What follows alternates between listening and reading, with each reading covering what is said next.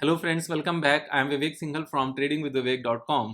और आज हम बात करने वाले हैं जम्मू एंड कश्मीर बैंक के बारे में। जम्मू एंड कश्मीर बैंक को यहाँ पर डिस्कस करने का रीज़न है कि यहाँ एक बहुत ही अच्छी अपॉर्चुनिटी नज़र आती है। लेकिन जब मैं बात कर रहा हूँ कि बहुत अच्छी अपॉर्चुनिटी नज़र आती है तो ये एक बात क्लियर कर देना बहुत ज़रूरी है कि मेरी इस वीडियो में किसी भी तरह की रिकमेंडेशन नहीं है बाय या सेल करने की। जो भी डिसीजन लेना है आपने अपने हिसाब से लेना है। वो अलग बात है कि अब हम सेबी रजिस्टर्ड रिसर्च एनालिस्ट हैं, हमारी कंपनी के पास लाइसेंस है, लेकिन वो एक डिफरेंट सर्विस है।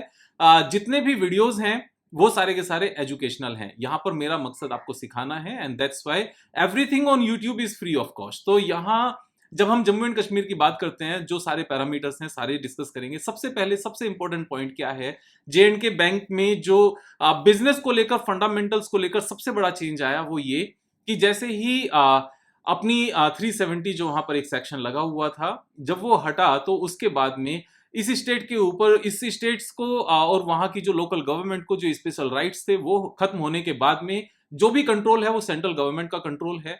एंड जो भी फंडिंग जाती है उस चीज को बहुत अच्छे से ट्रैक किया जा सकता है और उस फंडिंग को हम समझ भी सकते हैं कि कितना पब्लिक हित में गया और कितना पब्लिक हित में नहीं गया। बिजनेस यहाँ पर प्रोस्पर अब ज्यादा करेगा पहले के कंपैरिजन में। और इस चीज को हम साफ साफ यहाँ पर जो रिजल्ट्स हैं बैंकिंग के उसको लेकर भी समझ सकते हैं कि अभी रिजल्ट्स किस तरीके से पोस्ट हो रहे हैं और पहले कैसे पोस्ट होते थे। तो अगर हम यहां पर लास्ट 4 क्वार्टर्स के रिजल्ट्स देखने लगे तो 161 करोड़ का net profit, then 240 crore, then 307 crore, then 473 crore. जबकि रेवेन्यू में बहुत बड़ा गैप आया क्या? नहीं आया। सारा का सारा डिफरेंस कहां है? सारा का सारा डिफरेंस है यहां पर एफिशिएंसी में और बाकी कहीं नहीं। तो अगर हम बात करें 473 करोड़ रुपीस का नेट प्रॉफिट था और अगर हम इस बात को मानकर चले कि सेम ही net profit for next 4 quarters 5 quarters आना है, जबकि उससे ज्यादा आएगा, of course there is no doubt about it. लेकिन अगर 500 करोड़ का हम एवरेज लेकर चले एक क्वार्टर का, तो 4 क्वार्टर्स का मिलाकर ये 2000 करोड़ रुपीस का नेट प्रॉफिट बैठता है। और 2000 करोड़ रुपीस के नेट प्रॉफिट के हिसाब से this stock is trading at 3.8 PE. That's it,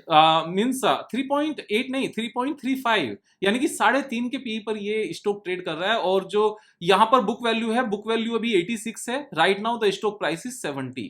तो ये एक बेसिक चेंज है यहां पर जम्मू एंड कश्मीर के केस में। अब जम्मू एंड कश्मीर में अगर आपको याद हो, अगर आपको पता हो, अगर आप ध्यान दो इस बात पे, तो प्राइवेट सेक्टर बैंक्स नहीं है वहां पर। जो डोमिनेंस है वो जम्मू एंड कश्मीर बैंक की ही है।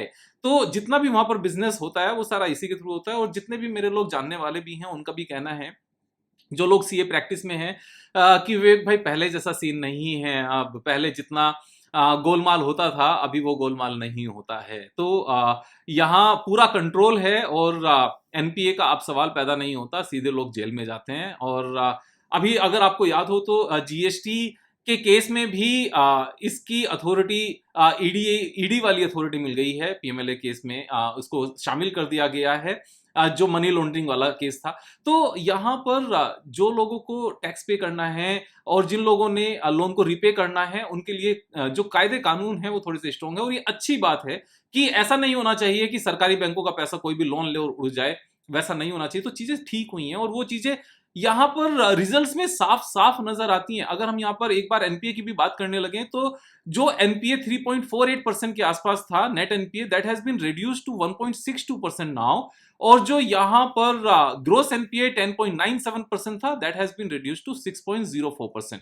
और इसके बावजूद भी यहां पर एनपीए भी कम होता जा रहा है, नेट एनपीए लगातार कम हो रहा है और उसके साथ में यहां पर नेट प्रॉफिट फिर भी लगातार बढ़ रहा है। तो बिजनेस को लेकर यहां पर किसी भी तरह की दो राय नहीं है। That there is a change, positive change in business and fundamentals, जो यहाँ पर मैक्रो इकोनॉमिक्स या फिर जो गवर्नेंस को लेकर है और साथ में जो फाइनेंशियल्स में भी यहाँ पर साफ साफ नजर आता है। अब इसके बाद में जब ये दोनों चीजें यहाँ पर अच्छी नजर आती हैं तो एक चीज हमेशा ध्यान रखना कि बिजनेस अच्छा हो तो फाइनेंशियल्स अच्छे चेक होने के लिए हमें देखना चाहिए। अगर बिजनेस ही अच्छा नहीं है तो फाइनेंशियल्स की तरफ जाना भी नहीं चाहिए। बिजनेस से पास हम करें बिजनेस को, उसके बाद में फाइनेंशियल्स पास हो, तो भी दोनों चीजें अगर ये पास भी हो जाएं तो भी बिना टेक्निकल के हमें कभी भी ट्रेड नहीं करना चाहिए, क्योंकि टेक्निकल एक तरह का रोड मैप है कि किस डायरेक्शन में स्टॉक प्राइस जाने के चांसेस हैं। तो यहां पर जब हम टेक्निकल्स की बात करते हैं तो टेक्निकल्स में अच्छे खासे यहां पर पैटर्न नजर आते हैं। सबसे पहले तो एक पैटर्न साफ साफ शॉर्ट टर्म टाइम फ्रेम पर ही नजर आता है और ये हमारा एक अच्छा सा कफ विद हैंडल पैटर्न है। और कफ विद हैंडल पैटर्न बनने के साथ में here is the breakout with green candle, और ब्रेकआउट के बाद में जो ब्रेकआउट कैंडल का टॉप बना उसके ऊपर हमारा यहां पर ब्रेकआउट कंफर्मेशन होना चाहिए एक और कैंडल के क्लोज होने के साथ में। तो ऑलमोस्ट सेम प्राइस पर ये ट्रेड कर रहा है। तो हमारा यहां पर ब्रेकआउट भी हुआ, ब्रेकआउट कंफर्मेशन भी हुआ, एंड इस शॉर्ट टर्म टाइम फ्रेम के बेस पर, शॉर्ट टर्म टाइम फ्रेम में इसलिए कह रहा हूं क्योंकि अभी और भी पैटर्न्स हम यहां पर चेक करेंगे। अगर हम यहां पर बात करने लगे रेगुलर चार्ट में चेक करना है और इसको ऊपर उठाकर रखते हैं तो हमारा टेक्निकल टारगेट इसका जो अभी फिलहाल इमीडिएटली नजर आता है दैट इज 81, और करंट प्राइस से लेकर टारगेट तक का जो पोटेंशियल गेन है that is 16%। But this is not the only technical यहां पर जो टारगेट नजर आता है, इससे अलग भी काफी अच्छा बड़ा टेक्निकल टारगेट नजर आता है।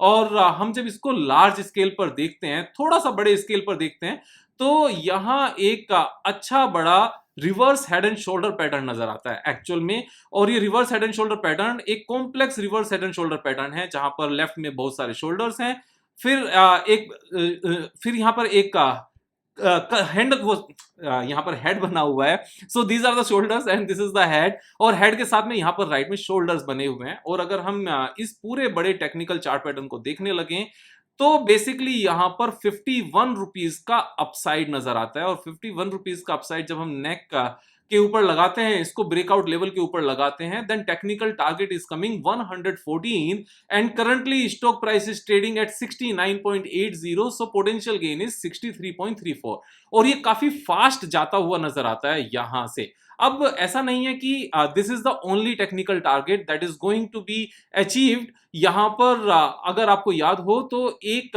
जो ये लेवल्स यहां पर बने हुए हैं, जब मैंने इसको लेकर पीएसयू बैंक्स की अलग से वीडियो बनाई थी, जो इसका 2014 का हाई है, हालांकि हम ये नहीं कह सकते यहां तक इमीडिएटली जाएगा, लेकिन जब नीचे के स्केल से इतना बड़ा एक reverse head and shoulder pattern बनके और एक अच्छी खासी वॉल्यूम के साथ, यानी कि इससे बड़ी वॉल्यूम उससे पहले कभी नजर ही नहीं आई हो, उसके साथ जब चीजें चलनी शुरू होती हैं तो ये रैली कभी खत्म नहीं होती और ये मल्टी बैगर की तरफ जाता है। तो इसमें बहुत सारे रेसिस्टेंस निकल कर आएंगे, जैसे एक रेसिस्टेंस ये निकल कर आएगा, उसके बाद में एक और रेसिस्टेंस यहां पर है, उसके बाद ये है, और यहां रेसिस्टेंस है, एंड फाइनली 200 के आसपास ही जाता हुआ नजर आता है। बट ऑफकोर्स 200 जाने में टाइम लगेगा, लेकिन अलग अलग पैटर्न्स बनते रहेंगे और हम आगे इसमें बढ़ते रहेंगे। फॉर एग्जाम्पल अभी जो करंट में टेक्निकल टारगेट हमारा नजर आता है दैट इज 117, और ये हमारा टेक्निकल टारगेट का लेवल है, लेकिन हो सकता है यहां पहुंचने से पहले ही जैसे ये एक बड़ा सा यहां पर reverse head and shoulder pattern बन जाए। इस चीज के पूरे पूरे चांसेस हैं कि यहां पर आकर ये रुके और उसके बाद में यहां से एक reverse head and shoulder pattern बने। और अगर ये reverse head and shoulder pattern हमारा यहां पर बनता है तो हमारा टेक्निकल टारगेट और ऊपर तक यहां से पहुंच जाएगा, और इस बार ये 81 रुपीज नजर आएगा, और ब्रेकआउट लेवल से 81 रुपीज ऊपर होने पर the technical target will be 173। तो एक के बाद एक ये लगातार यहां पर चल सकता है।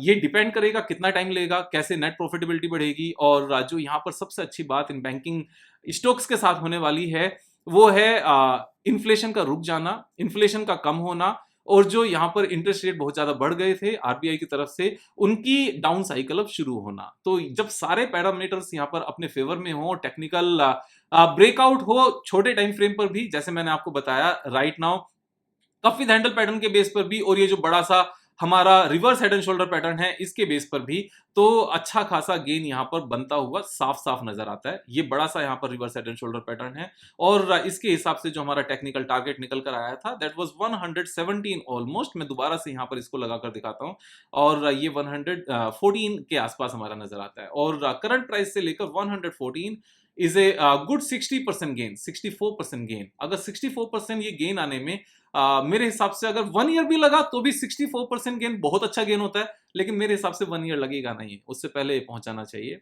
बट हम स्टॉक मार्केट में जब ट्रेड करते हैं तो दो अनसर्टेनिटी को लेकर हमें हमेशा यहाँ पर पेशेंट होना चाहिए। एक कि टारगेट अचीव होने में जितना टाइम हम सोच कर चल रहे थे उतना टाइम लगेगा, थोड़ा सा ज्यादा लगे, समटाइम्स ज्यादा लगेगा, समटाइम्स कम लगेगा। और दूसरा वॉलेटिलिटी, जरूरी नहीं है कि यहां से सीधा रॉकेट बनकर ही जाए, जिगजैग वे में ये मार्केट चलती है और जिगजैग वे में ही टारगेट्स अचीव होते हैं। अच्छी बात है अगर सीधा रॉकेट बन जाए तो बहुत अच्छी बात है, लेकिन अगर जिगजैग वे में जाए, कभी ऊपर कभी नीचे, कभी ऊपर कभी नीचे, एंड फाइनली ऊपर की डायरेक्शन रख के, जिसको डाउ थ्योरी कहते हैं, जिसको लेकर मैं अलग से वीडियो बनाऊंगा फॉर श्योर, बहुत बार कहता हूं लेकिन बहुत सारे वीडियोस के बीच में मिस हो जाता है। I will try to make that video very soon. तो यहां पर सीखते रहिए, मेरा काम आपको समझाना है, अपना एक्सपीरियंस आपके साथ में शेयर करना है, जिससे हम सब मिलकर यहां पर रिच बन सकें। एक गैम्बलिंग का जो अपना माइंडसेट होता है समटाइम्स, वो निकल सके, और एक सिस्टमेटिक अप्रोच से स्टॉक ट्रेडिंग को एक बिजनेस का रूप देकर हम यहां पर सोचे समझे तरीके से अपने पैसे को बढ़ा सकें, अपनी इनकम को बढ़ा सकें, वेल्थ क्रिएट कर सकें, अपने जीवन में पैसे की हेल्प से थोड़ा सा सुख बढ़ा सकें। यहां पर मैं आपके साथ चीजें शेयर करता रहूंगा, आप दोस्तों के साथ शेयर करना नहीं भूलना, सब्सक्राइब करना है, दोस्तों को सब्सक्राइब कराना भी है। यहां पर कल फिर मिलेंगे एक नए वीडियो के साथ, तब तक जय हिंद, अपना ख्याल रखिए।